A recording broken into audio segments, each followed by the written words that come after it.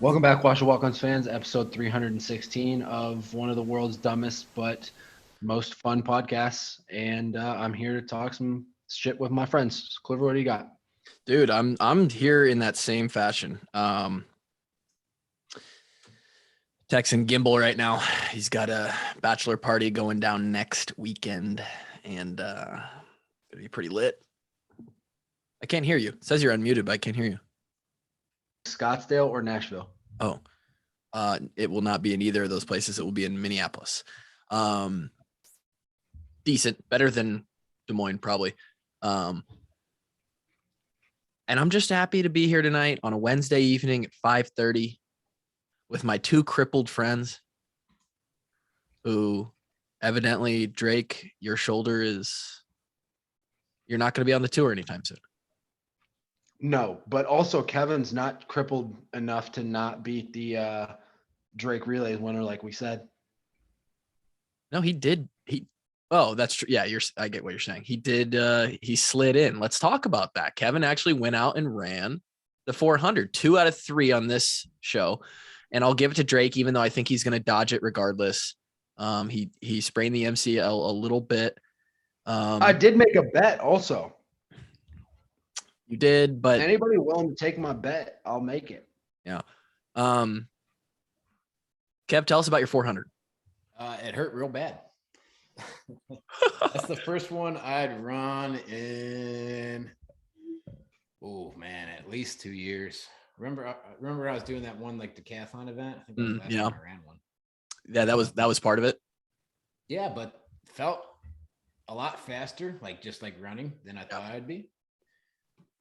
But it really fucking hurt. Like those last 50 meters were bad. Yeah, there was fumes. Nothing in the tank. The engine sputtering. Not a lot of PAL mechanics going on in the last. No. The form broke down, but we managed to get across the line in 55 and change. So we would have beat the women's champ. So just barely we got in there. And actually, the way it went down at Drake was, the first second both. It was a photo finish. It was not like that racehorse that came and ran 80-1 and won that sumbitch. It was down to the wire. And you would have, God, what I would have paid to put you next to those two for the full 400 and just to see you guys run. It would have been fun, man. I miss racing. Racing is like just a good sport because I feel like, it's competitive, but at the same time, it's not like physically against each other, like hands on each other competitive. Yeah. So it's not like friendly in that way. Like not always, like back in high school, it was like friendly competition. Mm-hmm. But what I was thinking of was like my 17-year-old self would have beat me by 6 whole seconds. Yeah, you would have been eating a snack by the time your current self came across. Yeah, and my current self had to go lay down on the grass for about 5-10 minutes.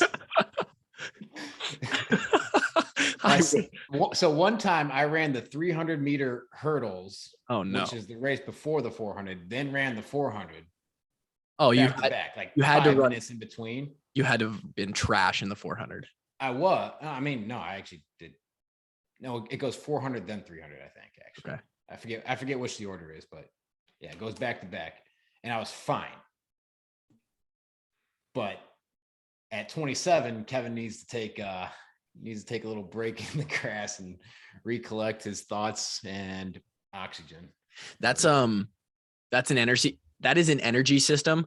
You're dipping into with a back-to-back track race. You're dipping into that CrossFit energy system because that's what we call anaerobic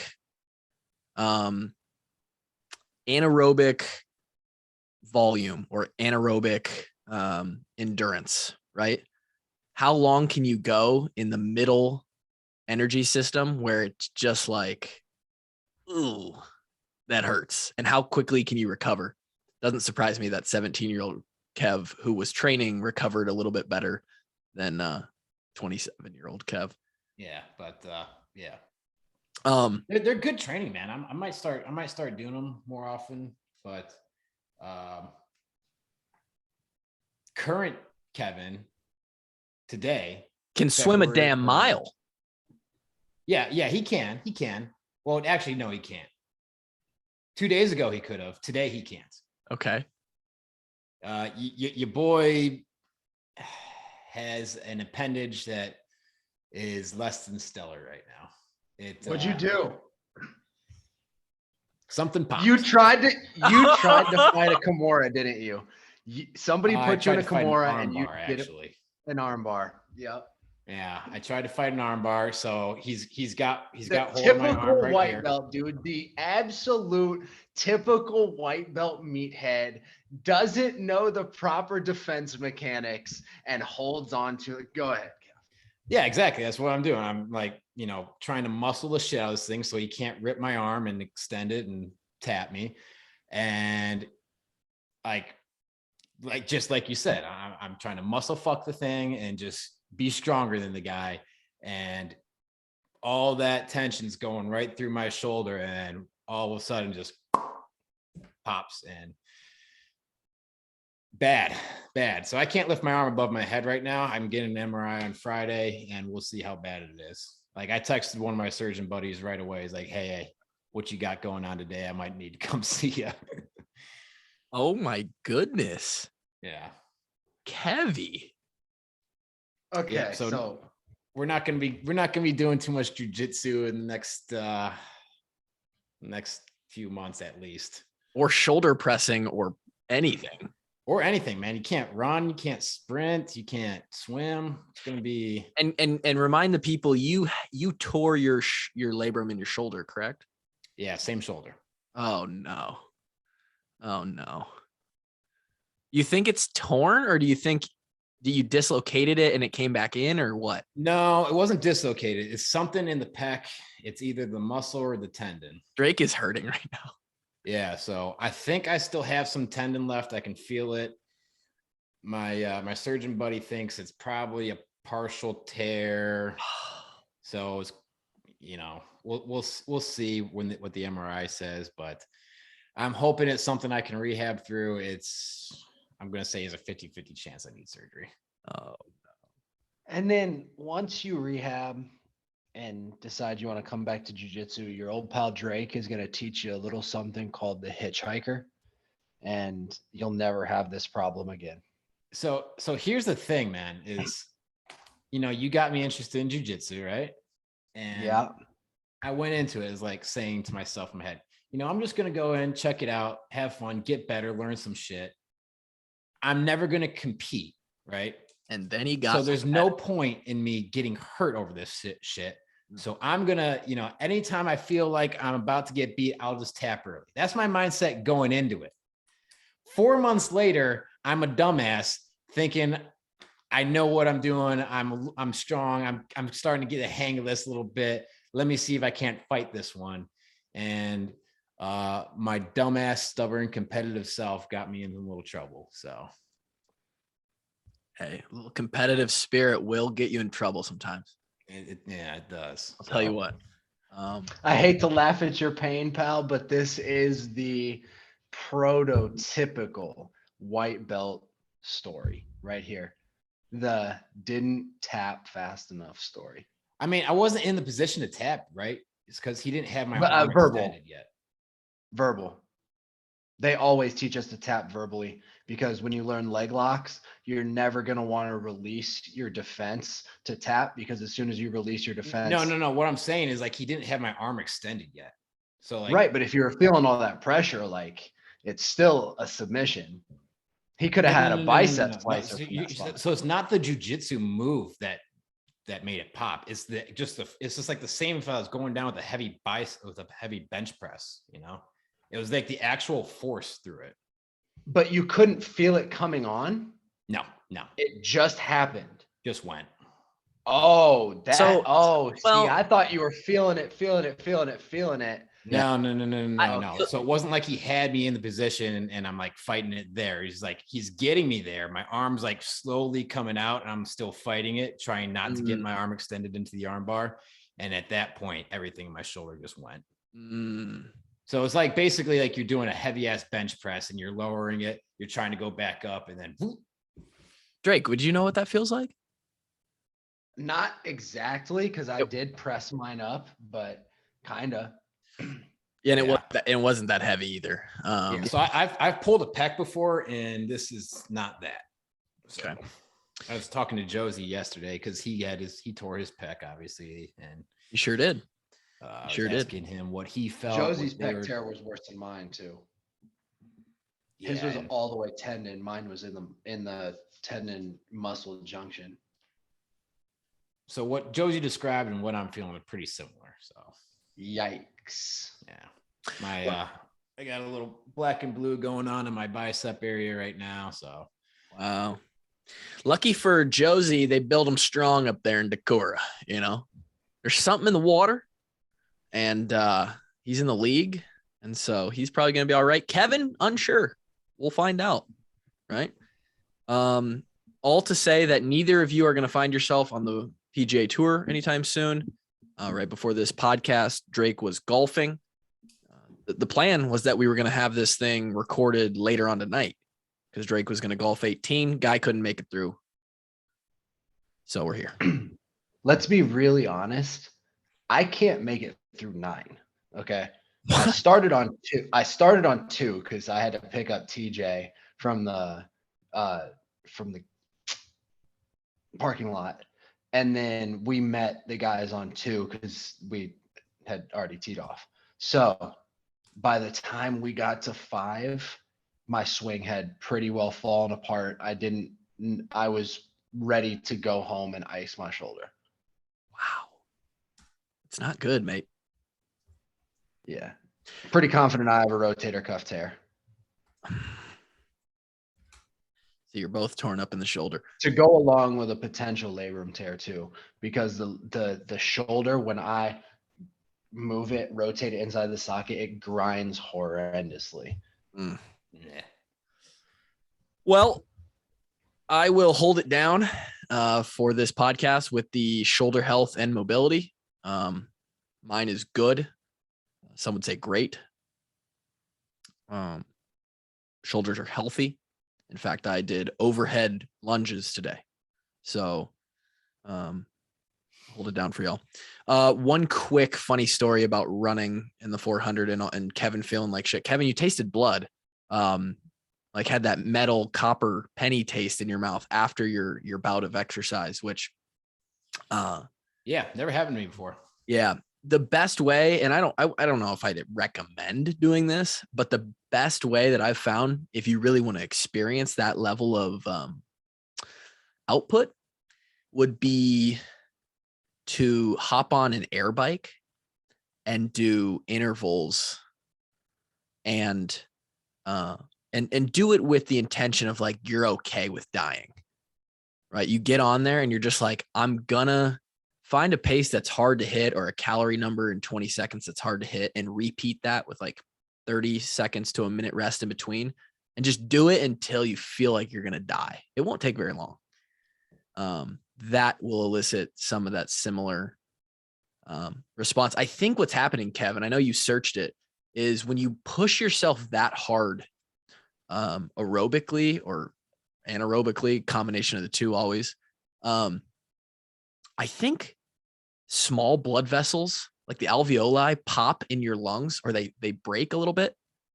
And it was either something like, I don't know, it had something to do with that. It was like that or like the blood vessels in your mouth get like so like expanded because like you have just so much blood flowing through your body that it just kind of permeates into your mouth or something. Yep. In high school, my dad was PE teacher. Obviously, we ran the mile each year. And if Todd's your PE teacher and your dad, you're running the mile, right? You're not jogging the mile. You're running the motherfucker. Okay. So it's sophomore year and we're outside on the track. It's spring. Your boy don't run. Okay. Not in track at this point, but it's mile time. And every lap I'm going around the track, my dad's saying shit like he's a track coach, like pick it up, let's go faster. I sprint this mother. I give everything that 16-year-old Tyler had. come across, don't remember what my time was, wasn't impressive. And I am throwing up in the infield of in the inside of the track. And I just remember these two girls who were walking their mile walk by, look at me like, what in the fuck are you doing, dude? Like, why did you just go all out on the school mile? And I'm just heaving, like actually throwing up lunch. Not good. So that's just the competitive nature. It'll get you in trouble sometime. Well, actually, you know what? So I don't have to do it in post. I'm sad as fuck, dude, because I really wanted Kevin to get good at jiu-jitsu. He still could. It's just gonna. Now you could just really dive into leg locks. And just drill leg locks over and over. We'll see what the horizon is for getting healthy, but won't be stepping back on the mat until I feel like I have an actual right arm. Yeah, it's tough. That's pretty good. DRF Sportsbook is sending all parlays to the moon. Yes, this is an ad read. Trying to pay the bills around here with these two. DRF Sports gives me a boner. Just fully tented, which, by the way, design and process.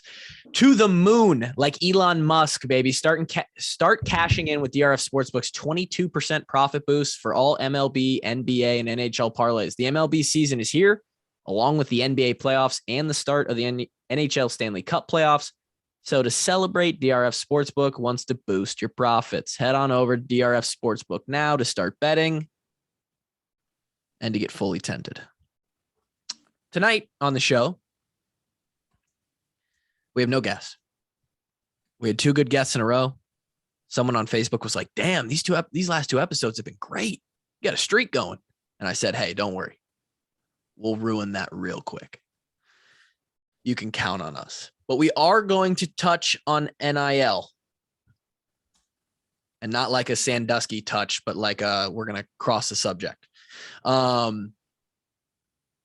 want to start with this. I know we have had NIL discussion before, and this could include the portal as well, because I think they are going hand in hand and they kind of feed each other in a sense. I would like to know if you two have any updated, changed, more curated thoughts on NIL, the current landscape, things that you've seen, if there needs to be some regulation at this point, if your thoughts from before have changed. We have stated on the podcast before that we're all in favor of NIL, but there's been some pretty crazy shit happening since it went live June 1st or July 1st. And did we not call it, dude? Did we not say that they were immediately going to end up getting paid by boosters? Like, it's fine. It's cool. Let the kids who make all the money for the crooked ass NCAA get some bread. I'm fine with it, but we called it. Yeah. I'll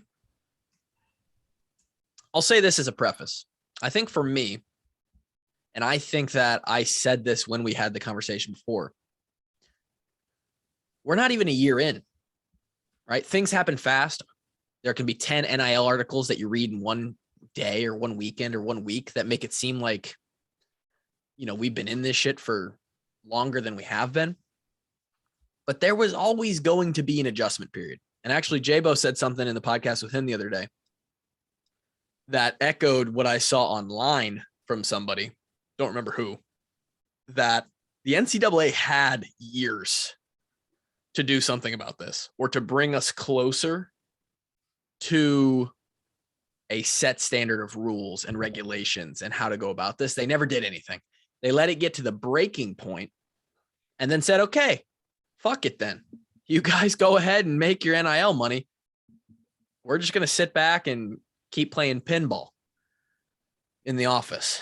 And so now what you get is some crazy stories, some $1 million deals. I think if you want to read some, dude, remember when Kevin said it wouldn't touch $1 million? Did he say that? You don't remember I that? might have said something like that. Well, it's touching $1 million for multiple people out there. Touching 3 million if you won the Bolitnikoff last year. Who's that? The kid from, I want to say West Virginia, but that may not be right. But there's a kid from a big some school out on the East Coast that got offered $3 million to come play at USC. Wow. That is a lot of money. I've seen stories or people say something like, you know, at some schools, they've already got it set up where the floor for every guy on the team is $100,000 a year. How? I don't know. And this is another part that this is another part that we should buy into, or maybe it's the scholarship guys, which is still 85. Boosters. All right. So you got 100 guys on the team at 100K each. $8.5 million. Or 100, it's $10 million if you got 100 guys. 85 scholarship. Who? I don't know. Here's the other thing. We don't know if the NIL claims and the stuff that we're hearing is true. Because now that it's like the free world, right? Who knows? People are just going to say shit. Some schools might be inflating their own numbers to make themselves sound good. I don't know. It's the internet, so probably can't take everything for truth. But there are going to be some crazy shit out there. I saw what's wild to me is how they're already giving kids, and I love it. I do love it because in the end, Kev, I'm with you. Fucking capitalism, baby. Make your money. For some of these Get your kids, chicken. Well, yeah. I mean, just because you should be allowed the right to make money. I mean, doesn't mean that there isn't some very questionable things going on here ethically. any specific We're here to win ethic football games. issues that you'd like to bring to the forefront of that? You know what? Maybe it's not an ethical thing, but it is. You know what I'm saying? Like, you know, boosters like going I get it. and like, just like you said, poaching kids from another school for which is, you know, net positive for the kid. You could argue net negative for the sport. for sure. I think where this really gets dirty, because, and there has been talk of recently the NCAA stepping up and they're going to backtrack some what? Tampering. They're going to backtrack and charge back on some tampering and any of the stuff. They're going to crack down on collectives. For those that don't understand what that means, it's essentially a group of people who are no longer at the school as students or staff who are fans, alumni, and who are basically banding together, who have a bunch of money, and they're like, hey, yeah, I'll contribute $500K to a collective each year. And they get 10, 20, 30, 100 people to do that. And they have this collective group of people who then have a collective group of money that is in the 10, 20, $30 million range, maybe more. Right. How do you just ban people from being friends and pooling their money together to make a donation? So here's the thing, man. The original intent behind NIL is exactly that. You can profit off your name, image, and likeness. You can do a commercial and get paid for it. You can sign autographs and get paid for it.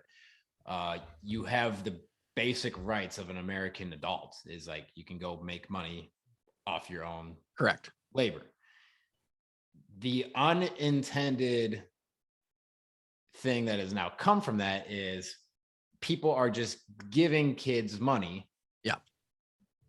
And not exactly. Now, again, is that wrong? Nope. No, but that's what it became. I do think that that's a good.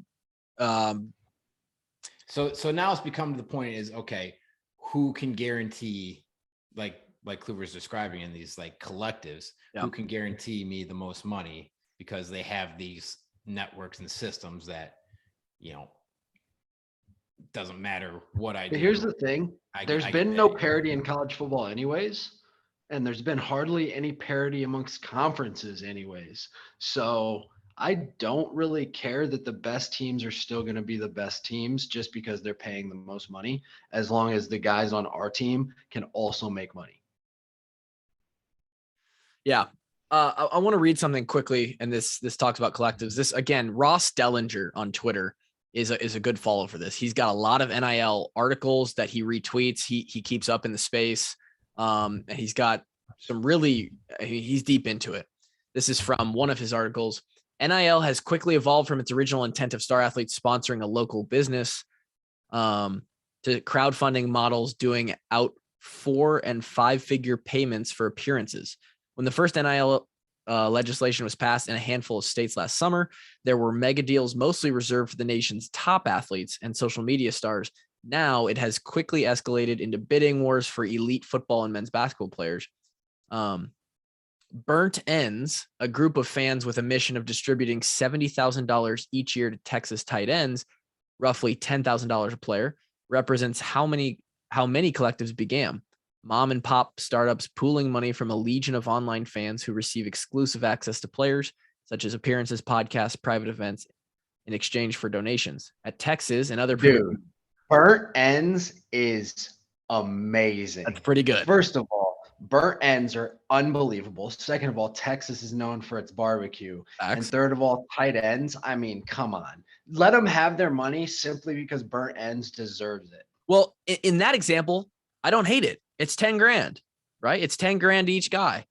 And it's for like they said, it's for coming on a podcast, doing appearances, exclusive like access events to players. But they're using that as like a little example of like, oh, this is how a collective gets started. At Texas and other premier college football schools, it's now something more lavish, well organized, and creative millionaires clubs bankrolling at least a portion of the team. One collective popped up in Texas 3 months after Burnt Ends introduced its concept. UT's Millionaires Club, the Clarkfield Collective, began with $10 million in the pot. What? How's the long snapper get in on that sumbitch? Whose dick do I gotta suck? Yeah, right? Let me snap them all. Let me snap. Are you telling me Sandusky's not dead and he's in Texas somewhere? Okay. Well, I don't know about that. Putting together a bunch of millionaires' money. UT Millionaires Club does kind of sound like Epstein's Island kind of shit, but I'm not going to judge. Did I say Sandusky or Epstein?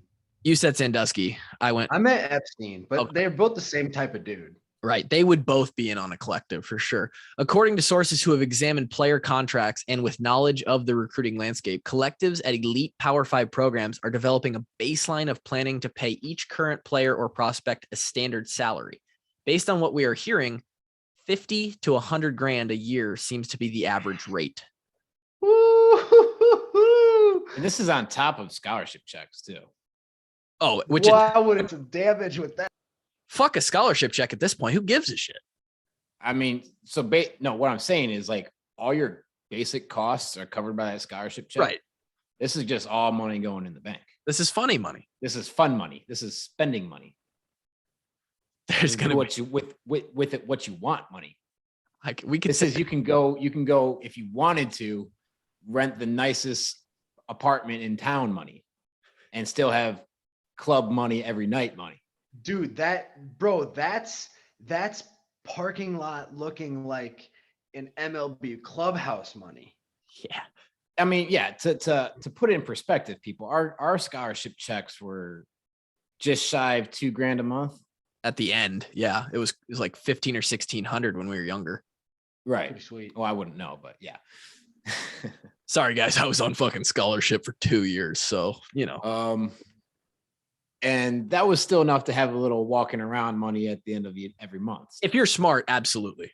Right. Yeah, like you can still go out on a Saturday night and have plenty of cash in your pocket to have some drinks at the old sports column, Bet and rent was $650 or something like that. Not even, man. Not even. And our check like $650 with utilities and everything. And we got food at the complex, right? You're not right. You're getting fed at least 2 meals a day. You still got a little fun money on the Scally check. I felt like I was living big, baby. You know what I'm saying? Right. Now multiply that by 8. I could buy me a hot fudge sundae at the Culver's. Oh, hey. 8. Multiply it by 8? How about 20 or 30?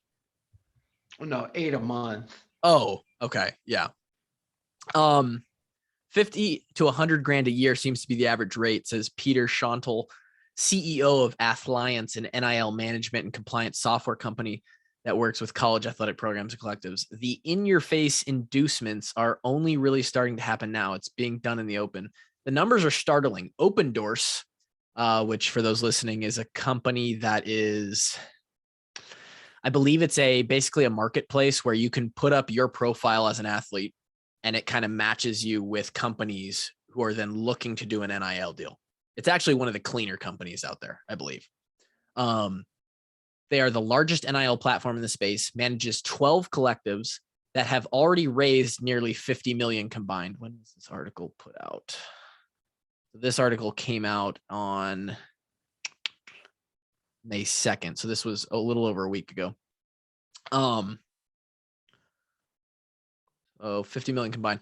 By year's end, Open Doors expects that number to be over 100 million, or roughly 10 million per collective, a virtual player salary pool of cash tagged as NIL.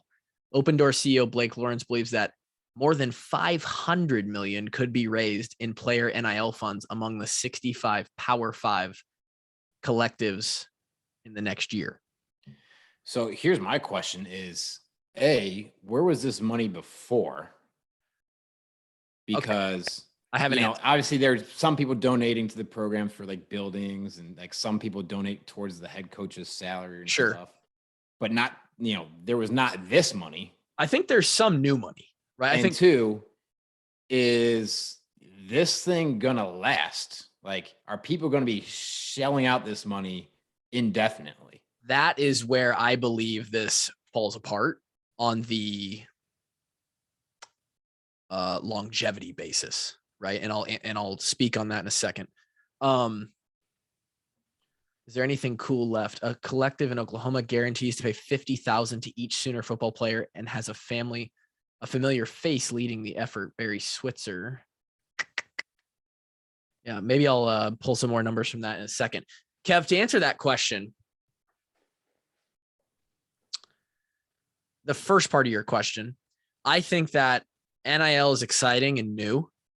And so I think some of this money is new money in the sense of it's pulled people that have money to blow out of the woodwork who maybe haven't donated in the past or haven't gotten involved. And now this is exciting enough for them to be like, oh shit, well, maybe I can help affect our team's performance. We can get some good players around here. I'll pitch in. Right. So I think that's some of it. Yeah, sure. It's more exciting to offer up money so we can get this good player on our team than so that we can get a new learning facility. In the weight room or something. A new LC, right? Yeah. To the second part of your question, I truly believe, and I know there's a shitload of money in the world, I truly believe that it won't last. I don't think it will. One, the funds have to continue to come in, right? Like it has to be like you start guaranteeing players $100K a piece. You got 100 guys on the team. You got to have at least 10 mil a year. And maybe that's not a lot for some schools. But they also, you would think as a collective at some point, they're going to be like, and this is where the adjustment period gets taken into account. We get 2, 3, 4 years down the line here. And it's like, okay, our collective money has been working, right? We should be seeing a little bit of results here. And some people from the outside think, oh, they don't give a shit. They're just throwing money. They don't need to see a return on their investment. I think you're wrong. I think collectives will want a return on their investment. And yeah, but it's not going to be a hard return on investment. It's not like you're throwing that $10 million in the stock market and 2, 3, 4 years later, it's $13 million. It's, I put $10 million into this kid and I expect to take my family on a nice vacation at the college football playoff, But how many teams get to the, there's only so many teams that win the natty, right? There's only so right. No, I get what you're saying. And if this is common across every school, okay, is this even a competitive advantage? Does my money even make a difference at this point? I've thrown money at kids who turned out to be trash. Yep. I don't know if it's sustainable or not. I do know that this is America and there's a lot of people with a lot of money who love college football. So I don't know, man. There's some lovely people who are in the Discord, and you've heard us talk about it. If you join the Walk-On Army, which there's a lot of people in that army, right? If we need to start a collective inside the Walk-On Army, we could probably fish together. We don't have Texas money, right? But we could Walk-On Army could throw together a quick little bit, I bet, They have access to a podcast where Drake talks about farting in a guy's face at jiu-jitsu class as well, which is a perk. But they also have the perk of the Discord, which is where we asked this question initially when I said, hey, we're going to talk about NIL and portal tonight. One of the first questions was, can the NCAA provide guidance at this point and really enforce things, or is that a lost cause since they've opened the gates? That's a good question, because kind of like what you said earlier is like they had time to put this in place if they wanted to. No, they just said, go, let all the cats out of the bag. Yep. And it's going to be kind of hard to rein it in at this point, you'd think, right? I would think so. And with how much shit the NCAA took for not letting, finally letting people do this. If I were the NCAA, I'd be like, fuck you guys. You guys wanted it. So figure it out, right? Somebody else figure it out. Now, what the NCAA does still have is like the championship runs through them, right? And they can still hand out sanctions to individual schools if they deem something illegal or faulty or whatever, right? So I think they do still have some power. I'm interested to see in them backlogging on the tampering and stuff like that.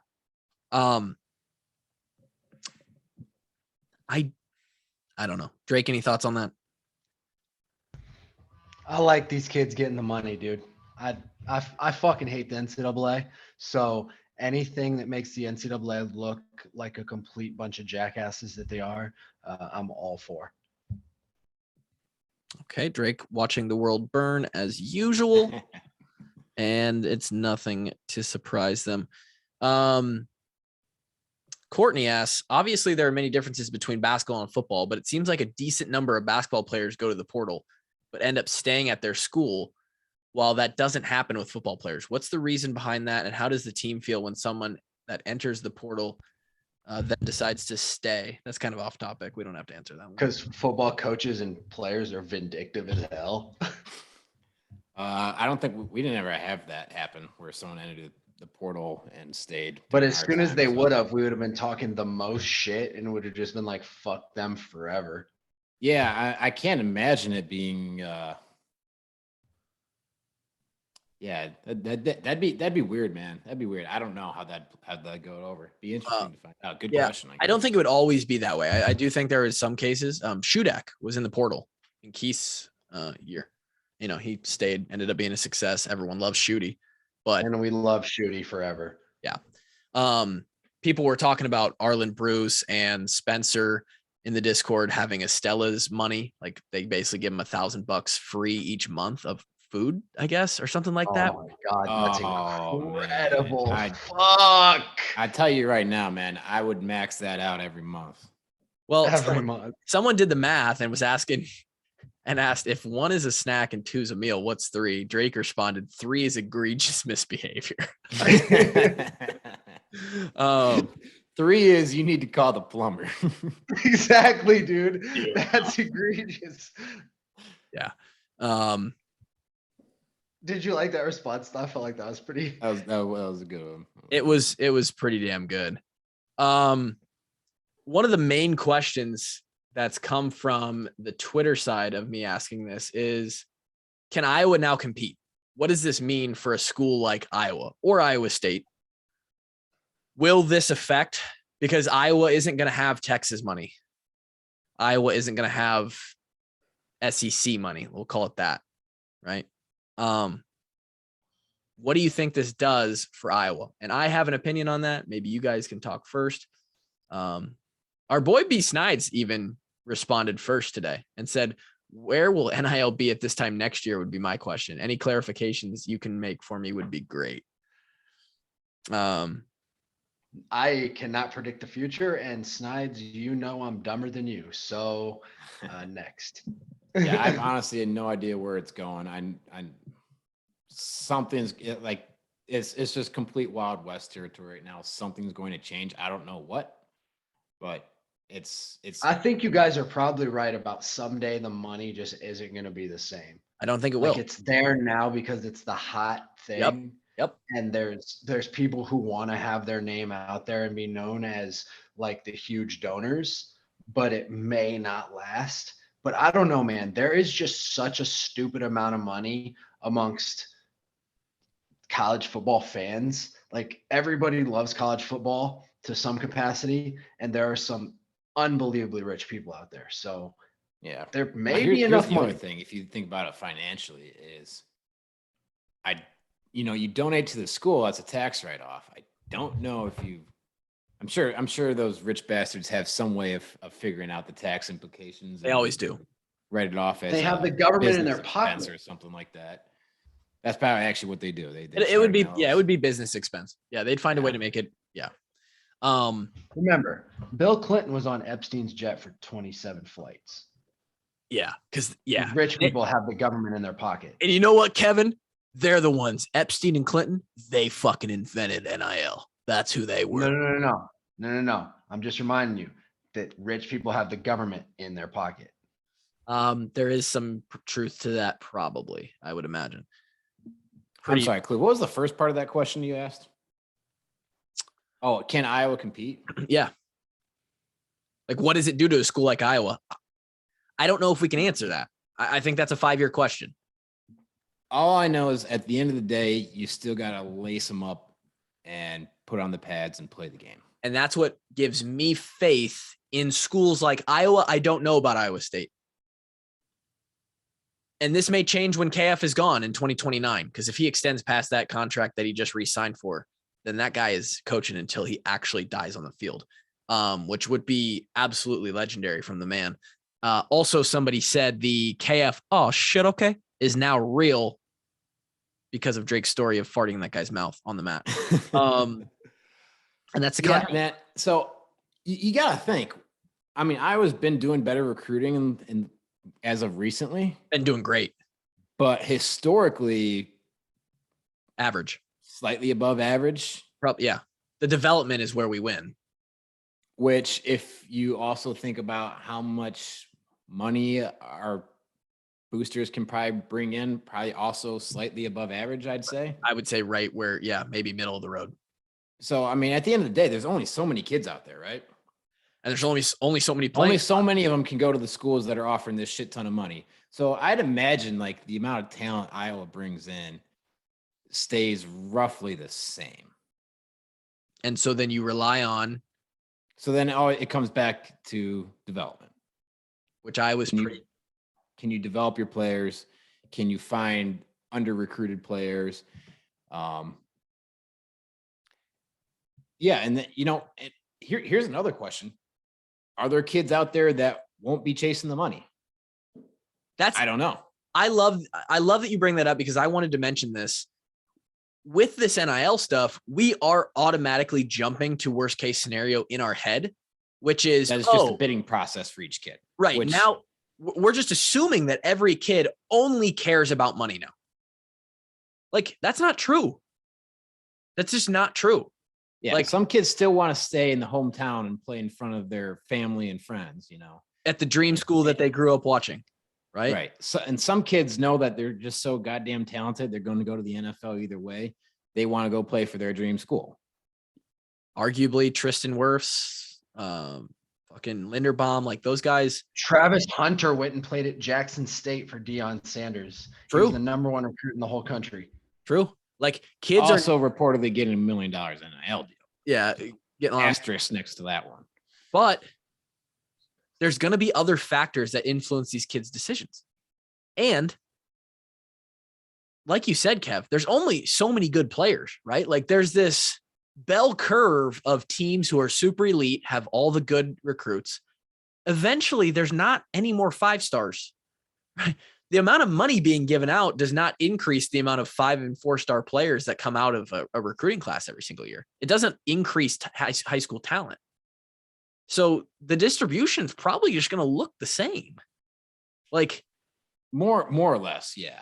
I mean, you might see, I mean, I don't know, man. I was going to say you might see some historically underperforming programs that are underperformed relative to the amount of money they have in their system. But, Texas has always had pretty solid recruiting classes. They just really have struggled to turn that into success on the field. And that's why I said at the end of the day, you still have to play the game, right? You got to step on the field and meet some guy in the fucking B gap that looks like Drake. Right. So at the end of the day, I think it makes it harder on the coaches, especially the head coaches, Definitely. to implement a culture that is, like these kids are going to get paid, right? We know that. Good. All right, cool. Kids are getting paid. You have to still bring them back down to earth, which is hard to do for an 18 to 22-year-old kid who thinks he's on top of the world before NIL. Yep. Right. There's a lot of big egos in the room even before NIL, right? Absolutely. Now bring them back down to earth when they're making 6 figures plus. Can you imagine? That is a hell of a job to install in a locker room, a culture that's still about us, we going to work, doing the daily things, doing the daily disciplines, being brilliant at the basics, and not just being all about swagger money and all that shit. Doyle's gonna get rehired. Now that's a buzz comment. That's a buzz comment. But there's gonna be a new position at every school, and there's gonna be a guy that coaches like Coach Doyle fill in that position. The ego buster, the fucking ego breaker. Yeah. So I mean, at the end of the day, it's talent plus who can develop, who can instill strongest cultures, and who can still coach football the best. And talent's just one part of that equation. Yeah. When will you guys officially have an NIL deal with some walk-ons? Well, that is sort of what I've been working on in the background. I am, it's not going to be millions of dollars, but I would like to hand out some cash to a few walk-ons this year, as well as some swag kits, basically, that is full of like good looking walk-on gear. Stuff that's cool. What we should do? We should sponsor like a walk-on party where like we get them bottles at Summit once a year or something like that. Yes. And no scholarship players are allowed. We stand at the door. We research who has a scholarship, who doesn't. Only the walk-ons get to come in. I was gonna say we order strippers. We get it all. We get bottles. Drake, you in for that? We get to go too because let's get hookers. Yeah. All you'd have is a bunch of white kids standing around. Can you imagine like us 3 at a party like that? Oh, that sounds lit, man. I'll probably go to Summit at least one more time before I die. That would not surprise me. Actually, I don't know. I'm going to set the line right now at halftime. Oh shit! Are you taking the over or the under, Drake? I'll take over. I'll take the over. You're both taking the over. Wow. No. Kevin, you're a scumbag, dude. Just because you're a little cleaner cut than you used to be doesn't mean that you're not still a scumbag. You'll get in there. It's a little scummy. Here's where I think the biggest issue happens right now is because the portal rules are the way they are. And this is where the portal comes in. You get an automatic transfer, right? There's no longer a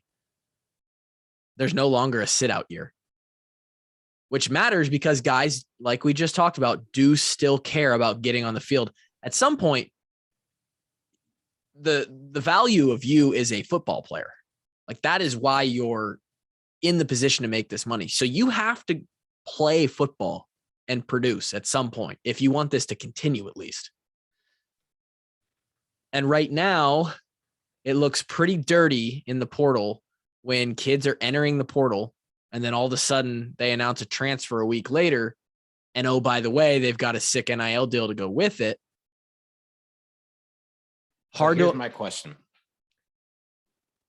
is, can we take one of the less popular sports and just get everyone in the state of Iowa to say, we are going to be the best rowing team in the country, and just start pouring NIL money into rowing and start just winning natties left and right. Just dominate. Let's just choose a sport to be awesome at, okay? And let's just go all in on that one. No more funding for any other sports. We are going to choose, I don't know, you guys got better tennis. How about tennis? Let's be great. See, I'm in it for wrestling. I say we just pay our wrestlers like they're Alabama football players. So we always get the number 1 recruited in each weight class and the number 2. I can get behind that. I feel like there's a little more competition in wrestling. Penn State's probably going to pay their guys too. I'm talking like obscure college sports that people don't really follow that much, like tennis, women gymnastics. So we get the sexiest women. Wow. We're going to edit that comment out. How about golf? Yeah, let's win some golf national titles. Drake's talking about recruiting 16-year-old. Talk about fucking Epstein over here. I got a side cramp. Oh my God. Wow. By the way, I'm trying to get that's a horrible comment too, because I want to have a gymnast on the podcast, and maybe it might just be me. That was going to sound weird. It might just be me and her, because who knows if you guys even want to be a part of that. But I was going to get one of the seniors who just. Oh yeah, of course we do. We can tell all our stories. Jesus Christ. You know who's real pissed about this? Is like the teams that got cut who need like $200,000 to be funded, you know? And there's 100%, yeah. And there's individuals making that times 4 per year for the football team, and all the women's swimming and diving team needs is like 100 racks, and they can have an entire program and be athletes, but we can't even get that together. Yeah. So, I mean, speaking of that, I'll bring up something that like Jabo was talking about, and like, you know, the idea of a possible revenue sharing model where you do that, you know, the money that would be going to athletes was going elsewhere, mainly other programs within athletics that aren't profitable. Yep. I would be very sad to see that. I think, you know, if these kids are making that much money in NIL, do we really need to pay them out of the university's pocket at the detriment of other student athletes? Well, that's socialism, isn't it? Or something like that. Like, you know, like, what is that? What is it where capitalism?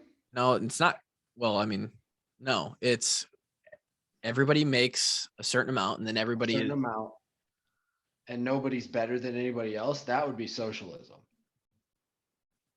Kevin, help me out. You're supposed to be the fucking guy who knows this. I don't understand what you're trying to describe right now. The football players make all the money or bringing in all the funds, but it's evenly distributed to the tennis team and the whatever team, and everybody makes. That would be socialism. That's socialism. Okay, good. I don't sound like an absolute idiot. Thank you.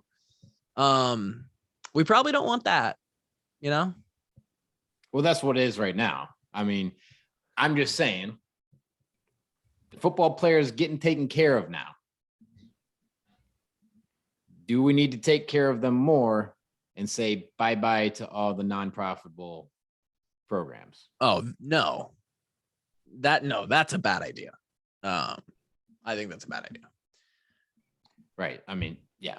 That football makes $50 million a year in profit. That funds the rest of the athletic department. Right. I get what you're saying. I don't think that's good, because that then in turn makes NIL, or whatever we're calling this as an idea, ruin college sports in general, because there's not going to be some college sports versus. No, I mean, I have a question. People are saying that this is going to change college football, right? And I want, like, will it though?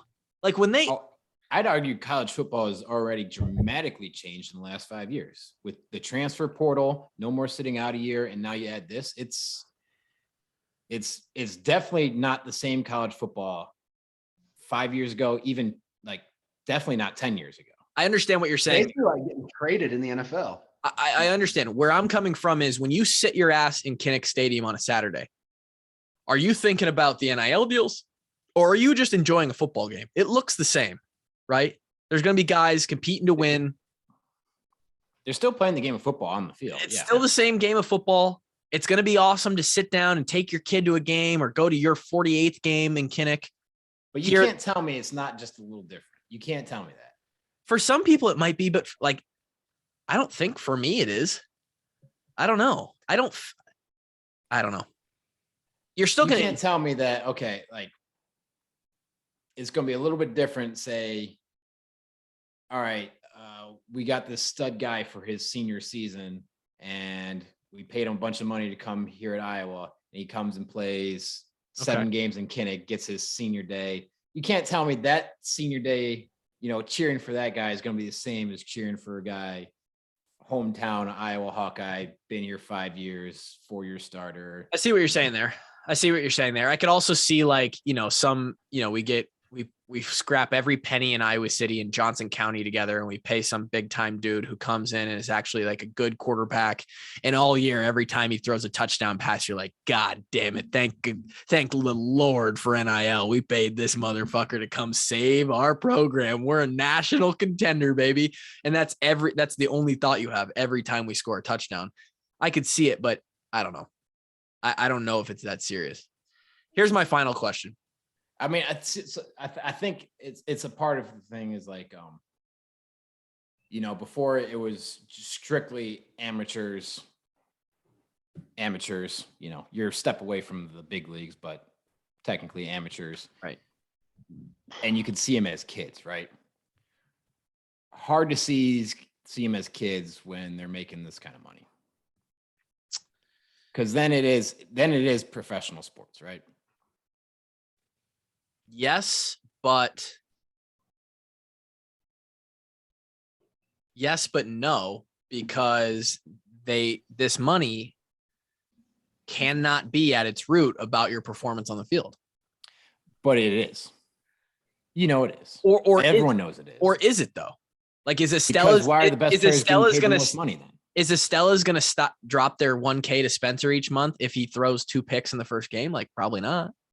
Would Estella's is Estella's playing the 4th-string quarterback? No, but is Spencer a good quarterback? He's the starter. He's the best one on the roster. He's the probably. He's the face. He is marketable. He is not. It's not because he plays great, but because he in black and gold, he's the best we got. So therefore, he gets the money. You're right. If Joey Labus is 10 times better, he's the starter. He's getting paid. Petrus is not. I'm trying to find an example of where this would make sense. Torrey Taylor, which I guess in Iowa football, like he actually makes a significant difference, but he's a punter, right? But he's probably in the top 5 of like NIL worthy players on our team because of how popular he is. Like, you know what I'm saying? Like it's not because he's making a little change. He's not the star running back or the big time linebacker. Jack Campbell, he might be the best fucking player. I mean, just look at the NFL and what guys get paid. Okay, your punter could be your best player in your team. They're not even gonna be close to making the most. The shittiest quarterbacks make the most money on the team. Doesn't matter. The 32nd quarterback, like the 40th highest paid dude in the league, probably. What I'm saying is, getting back to the root of your question, what does that look like in execution of thinking of treating these guys like professional athletes? What do you mean when you say like it's going to be hard to treat them like I don't know. I guess I don't know where I'm going with that. You came to this school to play here for this amount of money? Drake, does that sound like a free agency pro athlete? Kind of Kind of sounds like a free agency pro athlete. So then what are you saying? Like, how are they going to be treated then? Like, what I is, mean, they don't get treated any different. I'm just saying it's like, I'm not saying they get treated different. I'm just saying the sport is different. okay. Oh, okay. Yeah. It's not amateur college football anymore. Sure. But yeah. And I'm okay with that. And I think if you go down that road, the old idea of amateurism was going to fucking die and get buried regardless of where this went. At some point in the next 5-10 years, that was going to be gone. Right. Yeah. I'm not arguing with you there. Well, yeah. And what I'm saying is if someone wanted to argue that and be like, oh, we should have kept football the way it was for as long as we could have, that's a losing argument because you're on the losing side in the next 5 to 10 years anyway. Last question. Some of the proposed solution to this is, should we cap how much a player can make? Should we not allow it to be touched until they've graduated 4 years later? They can still make them. Stop trying to fuck with these Sounds kids' very money, illegal man. to me. Just because you guys aren't the ones making it doesn't mean they can't. They still make the money. They still get access to all the money that they make over their 4 years, but they get access to it once they've graduated. Or, I'm against both of these, but No, I don't. I mean, that's not something the school or the NCAA could enforce. I think that's illegal. I mean, it's like, If they're old enough to vote, they're old enough to join the military, they're old enough to take care of their own money. Like, no. yeah, there'd be a lot of people that do dumb things with their money, no doubt, but it's their money to do dumb things with. can you imagine some of the teammates we had if they were making 50, 100K a year and what they would have? Some might actually pay their water bill.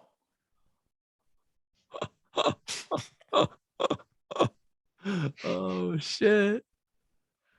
You know what? Hey Kev, you know what?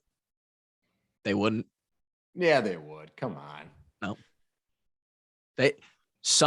I fucking guarantee, chef's kiss, that some of our teammates given 50 grand would still be empty at the end of the month. A couple of our teammates would find a way to be fucking broke at the end of the month. It's tough. No way. Bro, no way. guaranteed. Dude, no Kluver's way. right. I'm going to dinner. Wow. We'll finish with that, Kevin. Drake said I was right. Because here's what would happen, Kev. They'd let 4 months build up. They'd buy a $200,000 car, and then they'd be broke. And then they'd buy. No, I don't see it happening. No. Okay. All right. Well, we got a lot more questions or comments on this that we didn't touch. And maybe we'll do some more on this. I know Ben Neiman reached out to me and was talking. We were having a conversation about NIL and like some of the shit that was going down. So we might be able to get him on and, just catch up with Ben in general about playing for Kansas City, but then also talk a little NIL and stuff like that. So thank you guys for participating. If you want to participate in conversations like that or see some exclusive stuff or be in on exclusive conversations and other cool perks, go to the Washed Up Walk-Ons Patreon, patreon.com/washedupwalk-ons, and join at any of those tiers. And then just keep listening to the show because we love you guys. Thanks DRF for sponsoring the show so that we can talk about dumb shit like this.